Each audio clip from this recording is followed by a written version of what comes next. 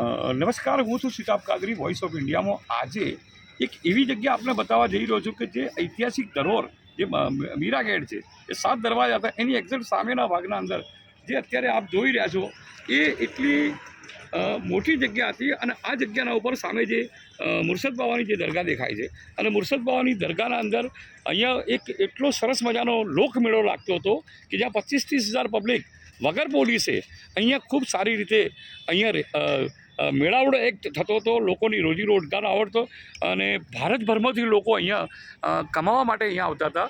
અને ધીરે ધીરે એ મેળો લુપ્ત થતો ગયો, મેળો બંધ થતો ગયો. અને ત્યાર પછી લોકો અહીંયા ધીરે ધીરે દબાણ કરતા ગયા. અને સરકારે પછી અત્યારે જે આ બગીચો જો જોઈ રહ્યા છો એ જગ્યા વકફ બોર્ડની હતી, અને સરકારે એને બગીચા માટે અને અહીંના લોકો માટે બાળ ક્રીડાંગણ કે લોકો અને બાળકો અહીંયા રમે, અહીંયા એક સરસ મજાનો બગીચો હોય, સામે ધાર્મિક સ્થાન છે, આ બાજુ પણ ધાર્મિક સ્થાન છે, આ બાજુ રામદેવપીરનું મંદિર છે. આ તમામ બાબતોને સરકારે ધ્યાનમાં રાખી અને ખૂબ મોટી ગ્રાન્ટ આપી હતી.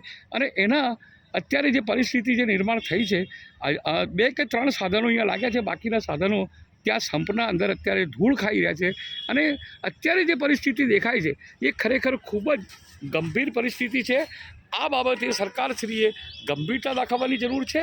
અને તમામની ગ્રાન્ટ ક્યાં ગઈ, શું થયું, અને આને સુશોભિત કેમ કરવામાં આવતું નથી. આજુબાજુના રેસિડેન્ટ વિસ્તાર ખૂબ જ આ ગંદકીથી ત્રસ્ત બની ગયા છે. એક કુંડ ત્યાં છે અને બીજો કુંડ અહીંયા છે, અને આ વધુ પડતો કુંડ બની જાય અને કચરાનો મોટો ઢગલો અહીંયા ખડકાય એ પહેલાં સરકાર જાગે. બનાસકાંઠા જિલ્લા કલેક્ટરશ્રીને વિનંતી છે, ચીફ ઓફિસરશ્રીને વિનંતી છે કે આ બાળ ક્રીડાંગણ, આ બગીચો ફરીથી સુશોભિત થાય. પાલનપુર ફૂલો અત્તરોને નગરીની છે.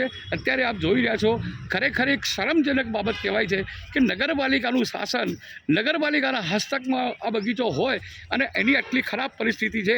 તો સરકારશ્રી આ બાબતે ગંભીરતા દાખવી અને કોઈપણ ભોગે આનું રિનોવેશન કરાવે અને ફરીથી સુશોભિત કરાવે. શિતાબ Kadri, voice of India, Palanpur.